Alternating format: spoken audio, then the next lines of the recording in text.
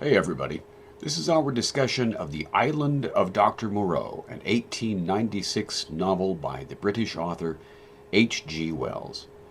Wells is probably the single most influential author in the history of science fiction. Nearly any science fiction topic you can come up with, Wells did first. Time travel? Check. Space travel? Check. Genetic experimentation? Check. Mad scientists in general? Check. Space objects or visitors wreaking havoc? Check. And on and on and on. If you can name it, Wells probably did it, at least in its most rudimentary form. It's worth noting that Wells was not only a science fiction author, but a writer of things in all manner of genres, and he was quite a respected intellectual. In general, his opinion was sought out by world leaders on a variety of topics. So, H.G. Wells, not just a science fiction writer guy. So, science fiction. Science fiction was certainly the most important literary mode of the 20th century, and maybe in the 21st century. I don't know. It's a little too early to tell, but we'll see how it goes. Science fiction is not Star Wars, okay? Star Wars is kind of sort of science fiction, but also sort of not really. So we'll talk a little bit about that. Science fiction, by definition, is a story that is an extrapolation of the effects of scientific development. In other words, what if this were invented? Or what if we found the capacity to do thus and so? What might happen? How might people react? Now, there are many science fiction stories that have sort of at their basis or at their core a whole bunch of discoveries or inventions. Any science fiction series that is set in the future or is set in space, for example, whether we're talking a television series or a movie series or a book series, usually they rely on a whole number of things that are not reality yet.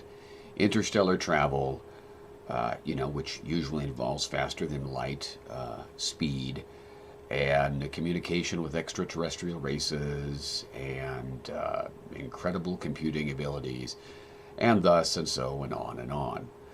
But there usually is some particular scientific development or some more human development that is made possible by the science that is really at the heart of the story, that the story is most concerned with.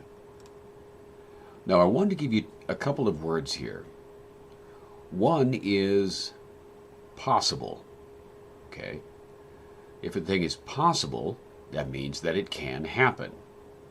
Possible, though, is not the same as probable. Probable means not only that a thing can happen, but that it is likely to happen. Now let's contrast these with a couple of other words. Impossible. Impossible means that, at least according to our knowledge right now of how the universe works, a thing cannot happen. If a thing is impossible, it cannot happen. Impossible is not the same as improbable. Improbable means that a thing is not likely to happen. Okay? So we have those pairs of terms. There's possible and impossible. There's probable and improbable. Here is your definition of science fiction. A story is classified as science fiction if its fundamental premise or premises are centered around scientific discoveries or developments that, at the time the story was written, were considered not impossible. Let me say that again. A work is considered science fiction if it is centered around scientific developments or discoveries or the effects thereof, developments and discoveries that, at the time the work was written, were considered not impossible. Okay, Now you might be thinking, well, why did he say not impossible rather than just possible? Well, the reason I said not impossible goes back to those pairs of words we discussed just a minute ago. Frequently, people confuse the words possible and probable. If we say a thing is possible, people often think that it is probable. Not necessarily. Many things are possible and yet highly improbable. And much of science fiction, probably most of science fiction, centers around things that are possible but not probable. And so I think it's easier to say that a work of science fiction has to have a fundamental scientific premise or discovery that is considered not impossible. Now, there's another thing here, another consideration. That scientific core must be considered not impossible at the time the work was written. Aha, yes, that's very important, you see.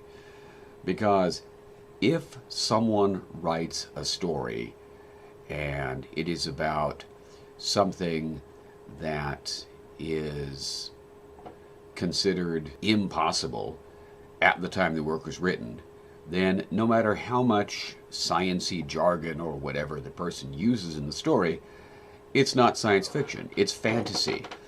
Let's take a look at, The Island of Dr. Moreau. At the time the work was written, the science, the things that Moreau does, were considered possible, even if very improbable.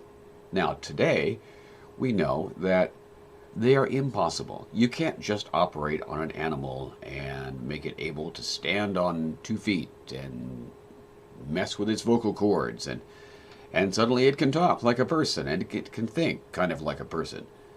Doesn't work that way. I could operate on my collie, I suppose, and make the collie able to balance on 2 feet all the time. Maybe I could somehow modify the collie's vocal cords so that it could do more than bark. It still would think like a collie. It wouldn't have the power of speech, even if it could make speech sounds, because it's got the brain of a collie. Okay? So, The Island of Dr. Moreau, if it were written today, would be fantasy. A fantasy story is one based upon a premise that we know to be impossible, usually involving magic. Not always, but usually. But since vivisection is the scientific technique upon which The Island of Dr. Moreau is based, because Moreau performs vivisection on the various animals to make them talk and walk and so forth like humans. Because vivisection was a known thing, and it was thought that vivisection could accomplish much more than it actually could, because this was the thought at the time that H.G. Wells wrote The Island of Dr. Moreau, then Moreau the novel is science fiction, even though we now know you can't do that stuff. Okay? So, take a minute and think about that. Rewind this video. Rewind. You can tell I'm old. Back it up and watch this bit again. And let me repeat that definition of science fiction one more time. To be considered science fiction, a work has to be centered around a scientific development or discovery or the effects thereof that at the time the work was written was considered not impossible.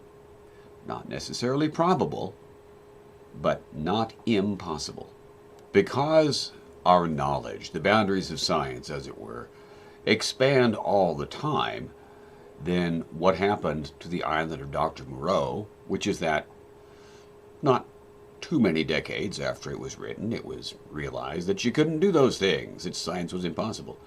Because science keeps expanding, science fiction risks seeming outdated very quickly. I think all of H.G. Wells' science fiction stories, all of them that I have read anyway, and I've read a bunch, I think they all now are based upon things that not all, but most of them are based upon things that we now know are impossible. But they're still science fiction, because it was thought at the time they were written that these things were possible, even if not probable.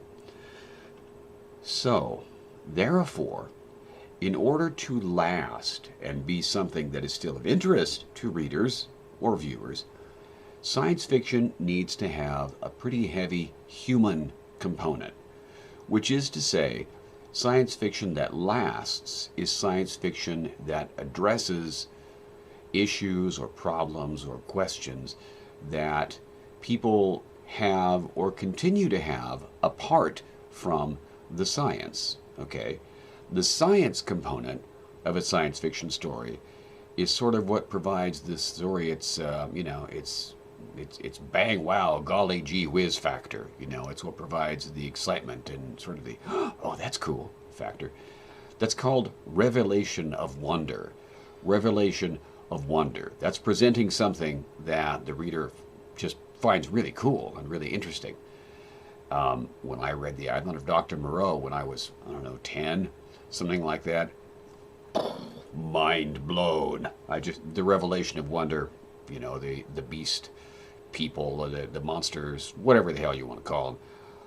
I just thought that was the most amazing thing ever, and I completely missed the point of the story, right? The whole idea of what makes a human different than the other animals, and the answer is nothing good.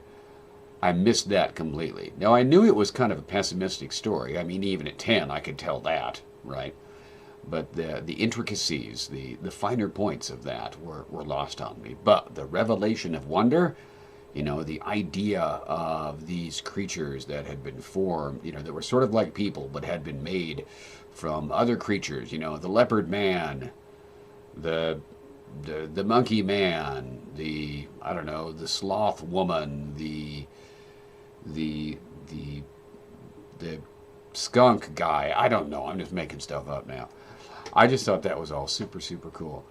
The badger girl. Again, I just made that one up. But shouldn't there be a badger girl? Doesn't that sound like a superhero? Somebody write that down. Anyway, revelation of wonder is a thing that early science fiction in particular really relied upon. But as we said, a science fiction story that lasts needs to focus on something that is of interest and importance, some question or some issue that people wrestle with, not just at the historical moment of the story. Now, this novel, The Island of Dr. Moreau, centers around the theme of what distinguishes a human being from other animals. Or what are the similarities between human beings and other animals? The answer to the second question is lots. The answer to the first question, as noted, at least as the novel lays it out, is what makes a human being different than other animals? Nothing very positive, as it turns out. And this question of what makes us, Homo sapiens sapiens, different from all the other critters on the planet is one that has occupied thinkers and philosophers and religious folk and just people with a brain for thousands of years, and still does. The social background of this story is something that is not specifically mentioned in the book, but that pretty clearly is there. It is Charles Darwin's theory of evolution via natural selection, as put forth in his, I think, 1856 book, On the Origin of Species. And Darwin then expands upon this idea in his slightly later work, The Descent of Man. In the first book, Darwin is talking about the mechanics of evolution via natural selection in general. And in the second book, Darwin is focusing especially upon the course that human beings took in developing into the species that we now know as Homo sapiens sapiens. This was an issue of much controversy during Darwin's day. Now, oddly, the controversy about this idea of evolution has followed a very strange trajectory, at least in Western countries. It was very controversial in Darwin's day. It remained controversial for, a good 100 years or so. And then in the latter half of the 20th century, especially from the late 60s into the late 80s, it was not nearly so controversial because people went, okay, science, sure, that's a thing. But then in especially the past decade or two, the controversy has just ratcheted up to a degree unheard of and unseen since Darwin's day, with people just rejecting the idea of evolution via natural selection. I certainly won't pretend to tell you what you should believe, but if we look at evidence, then evolution via natural selection is a fact. There's all kinds of evidence for it, and there is absolutely no evidence of evolution or spontaneous creation through any other means. Now, that's not to slam anybody's faith. That is just a fact of observation-based learning. Okay, but in H.G. Wells's day, it was still pretty controversial. And although Wells, as I say, doesn't mention Darwin's theory of evolution, that whole question of what makes us different than other animals, what do you mean we're not special? What do you mean we're just other animals?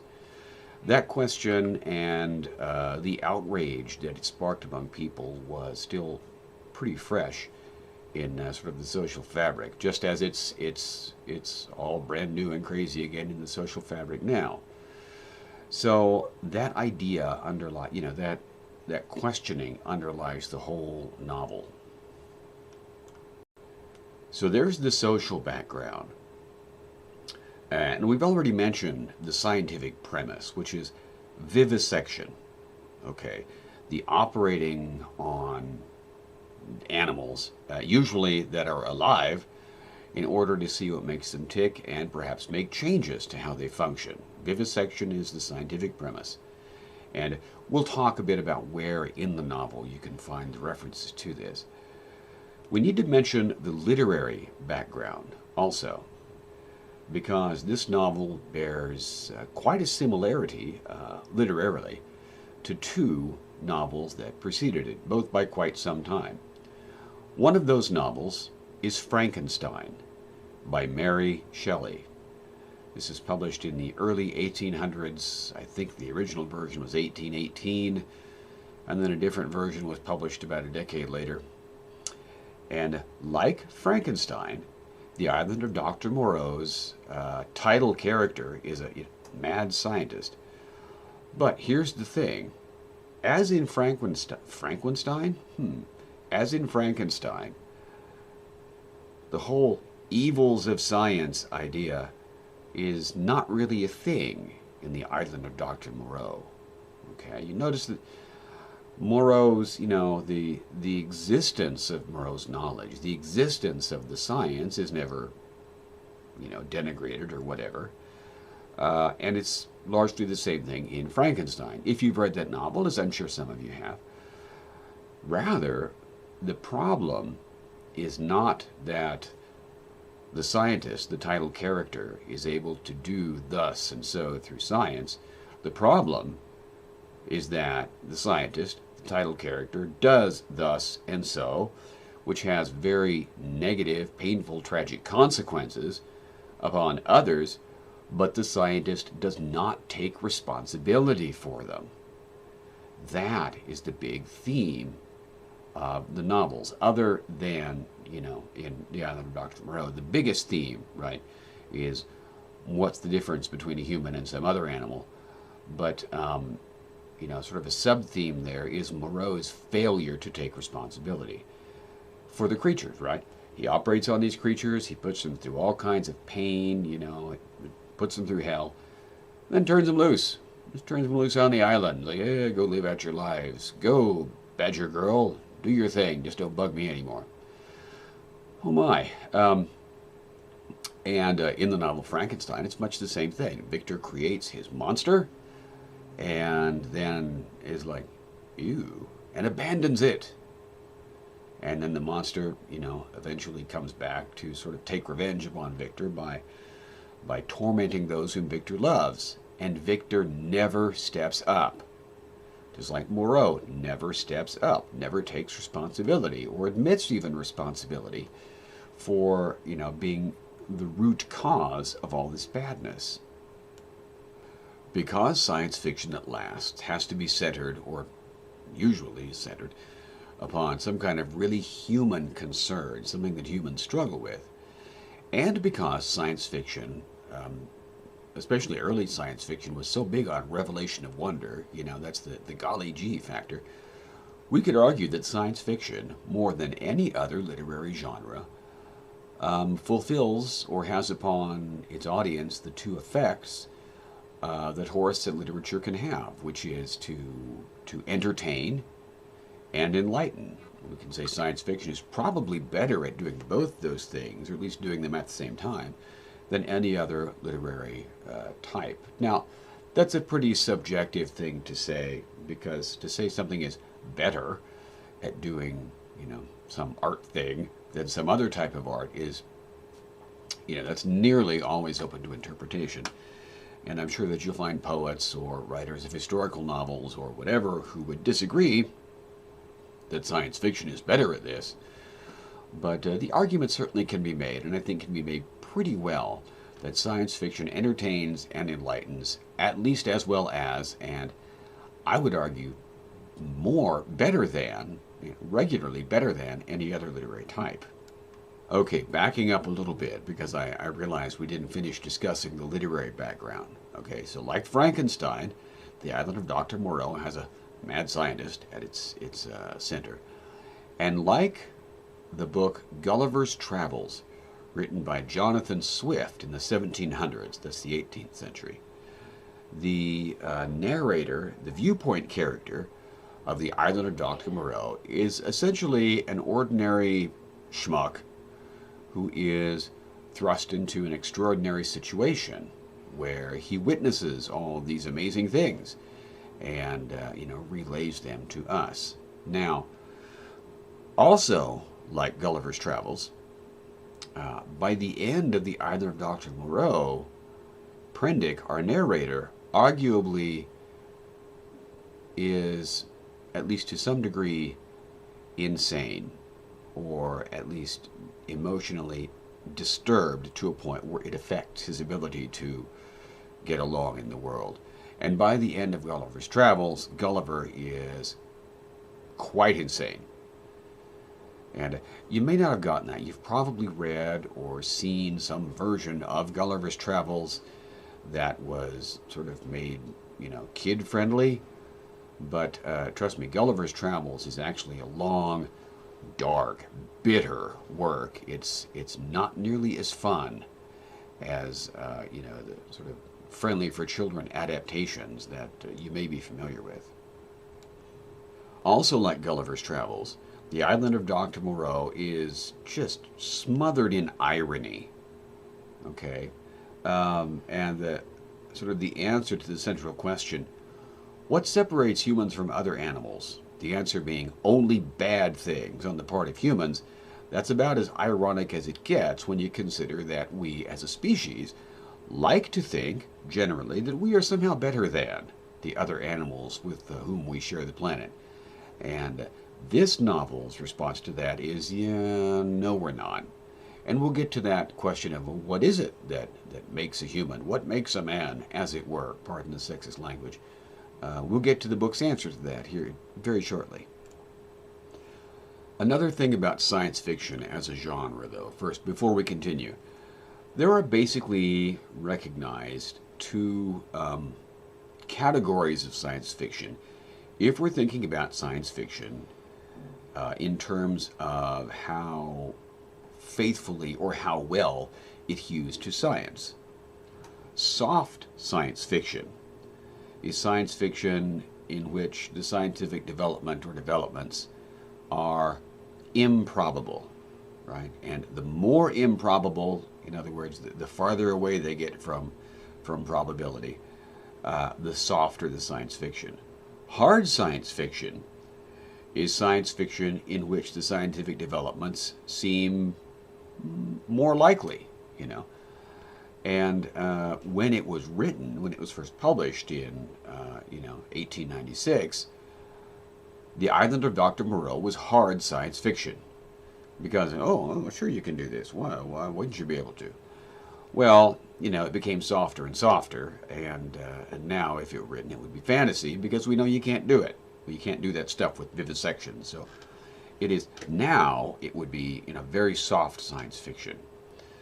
And most science fiction that starts out as hard science fiction becomes softer as science catches up with it and surpasses it. There are some exceptions, however. Jurassic Park. When the novel was first published in the early 90s, Jurassic Park was very soft science fiction, even though it seems so doable the way it's explained in the book. Scientists generally went, yeah, no, that's not a thing. Well, an odd thing has happened. In the years since that publication, Jurassic Park has become hard science fiction. Because even though, as far as we can tell, DNA, even encased in amber, would break down irretrievably, in a span of 65 million years. The notion of taking preserved DNA and using it to reconstruct essentially extinct animals is a thing that now is recognized as pretty darn possible. And in fact, at the year I'm making this lecture, 2022, there are talks of, hey, we probably could reconstruct a mastodon. Why don't we do that? Or a dodo bird, or whatever. Now, just because you can do something doesn't mean that you should, right? But Jurassic Park is now hard science fiction, whereas it was soft when it was originally published. Okay, on page 1 of this novel, we get the introduction of an idea that comes up a few times in the novel. It's the idea of verisimilitude. Verisimilitude means the quality of seeming real. The quality of seeming real. And if you break down the word vere, as in very, as in veritas, which means truthfulness, truthfulness, or even just truth, and similitude, as in similar, similarity, similac, similar to truth. So the quality of verisimilitude, if I can talk, is the quality of seeming true or seeming real. And Wells is really good at this, because notice how the novel starts off. There in the first paragraph, the narrator says, well, as everybody knows, as though we all should understand what he's going to say next, thus and so ship was sunk off the coast of yada yada in such and such a year. Even provides a little parenthetical citation, the Daily News, and then I think gives a date. I have to look specifically at the text to see that. And that's a stroke of brilliance on H.G. Wells' part to, just to say, well, everybody knows this actually happened. And then even give a citation to the Daily News, as if saying, hey, go look it up if you've forgotten. Well, how many newspapers are called the Daily News across the planet? Probably a few. So, yeah, the fact that we have a reference to, quote, the Daily News, end quote, doesn't really mean anything. But it makes it sound good. It makes it sound real. Okay. And so that's part of the verisimilitude. And also, shipwrecks, or boats going down, okay, ships wrecking, and then some people surviving, at least for a while, was a thing that was known to happen. So you're like, well, okay, this could happen. And then we get the idea of the trustworthy narrator. The trustworthy narrator means that we, the readers, are given the impression that we can believe what the person is saying. And generally speaking, the wilder the tale, the more far out the story, the more the narrator needs to seem trustworthy in order for the audience to buy it, to get that audience buy-in, as it were.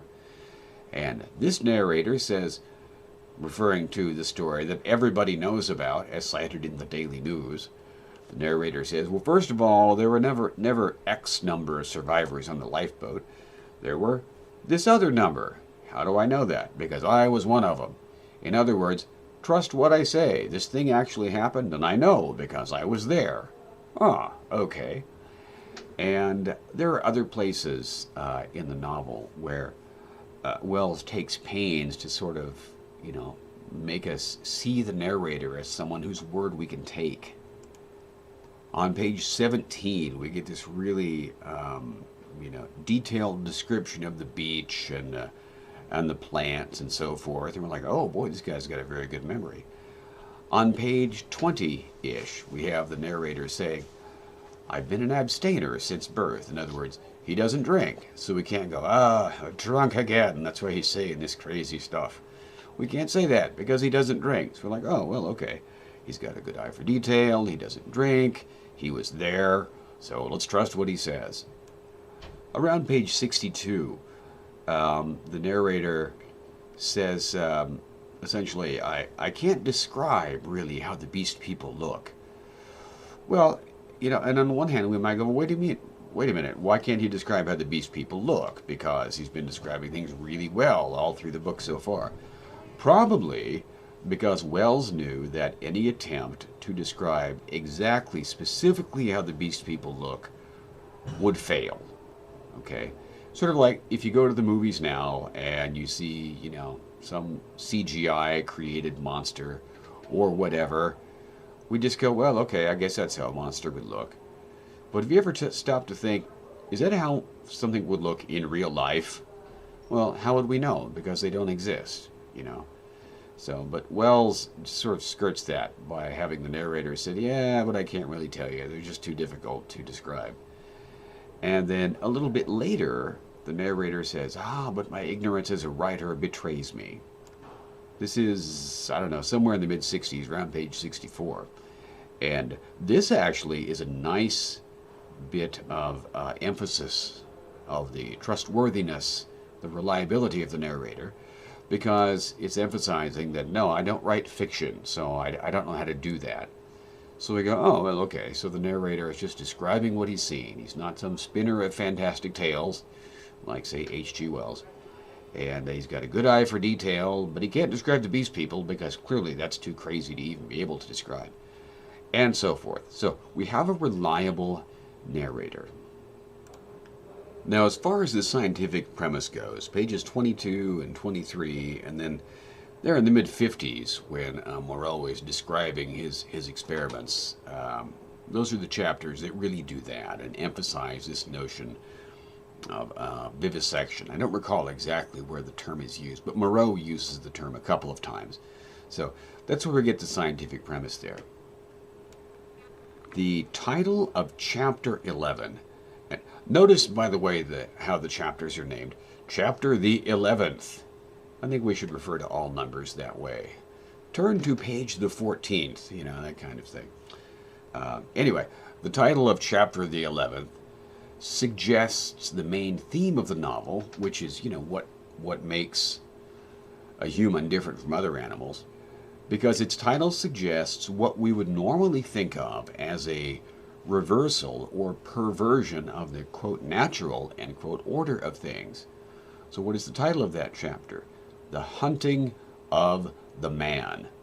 Normally we think of, man as hunting the lower, as it were, animals. But no, that's not the case here. In this case, other animals are hunting the human being.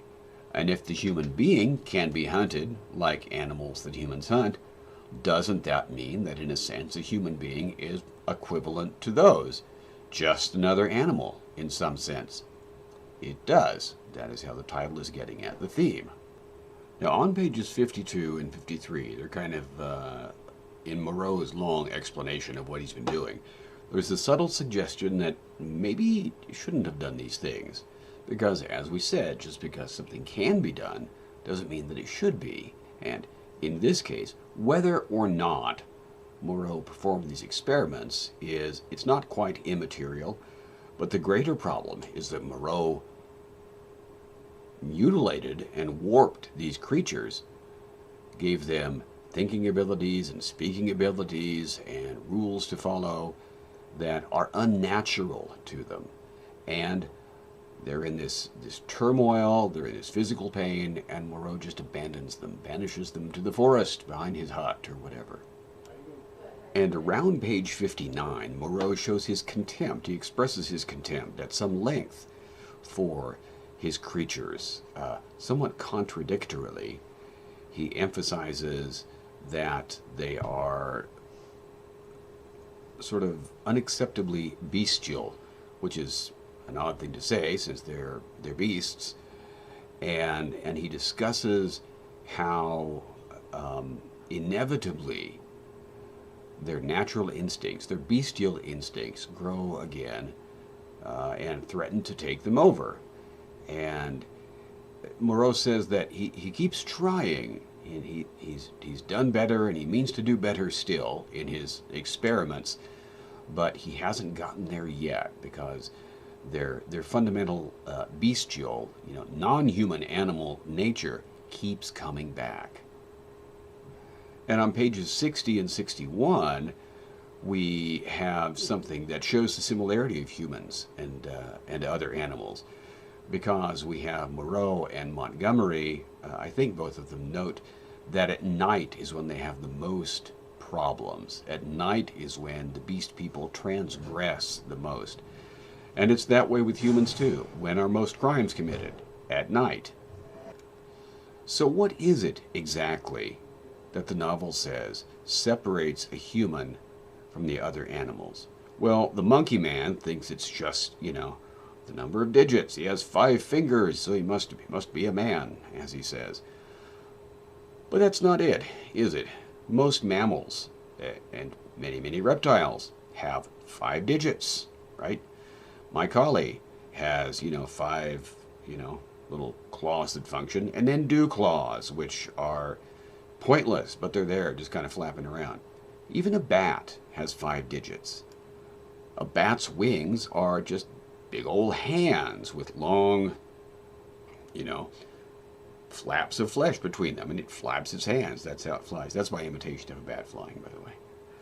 So yeah, most animals, certainly most mammals, have 5 digits, and some, other simians like us, primates, I should say, even have opposable thumbs. So I worry that cats will spontaneously develop opposable thumbs. If that happens, we're doomed, because then they'll realize they can open the tuna all by themselves, and they'll no longer have any use for us. Scary. And we get various other expressions throughout the novel of Moreau's indifference to his beings and his indifference to the physical pain he has caused. All of which says, essentially, no, bad Moreau, bad parent. Like Frankenstein, this is essentially a story in which the villain is a crappy, neglectful parent. Page 94, this is one of the last chapters in the books, contains probably the most damning statement as far as what separates humans from other animals. Because you recall that Prendick says to the beast people who are surrounding him, the Creator lives, meaning Moreau. He lives, and even now watches us. And he says, they were staggered at my assurance. An animal may be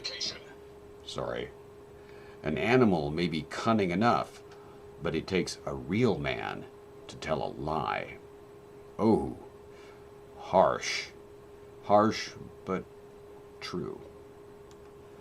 And then, of course, by the end of the novel, at the end, when Prendick he finally gets off the island, he's rescued, he's returned to London. Funny how they're all from London, isn't it? We learn that Prendick is unable to live a normal life because he lives surrounded by, in his perceptions, he has the perception that all the people around him are just beast people, just on the verge of reverting all the time. And Prendick, the narrator, says to us, now I know this is wrong, I know these are ordinary men and women full of tender solicitude, which is an ironic thing to say, but I could not shake the feeling that they were all just, essentially monsters waiting to revert. So, this is not a happy novel, and it does not end in a way that is particularly or at all kind to humankind. If we look at that central theme, what separates a human from other animals? The answer is nothing positive. Humans drink alcohol. Humans lie. Humans are more cruel than other animals. Those are the answers that the novel has. That is our discussion of H.G. Wells and the Island of Dr. Moreau.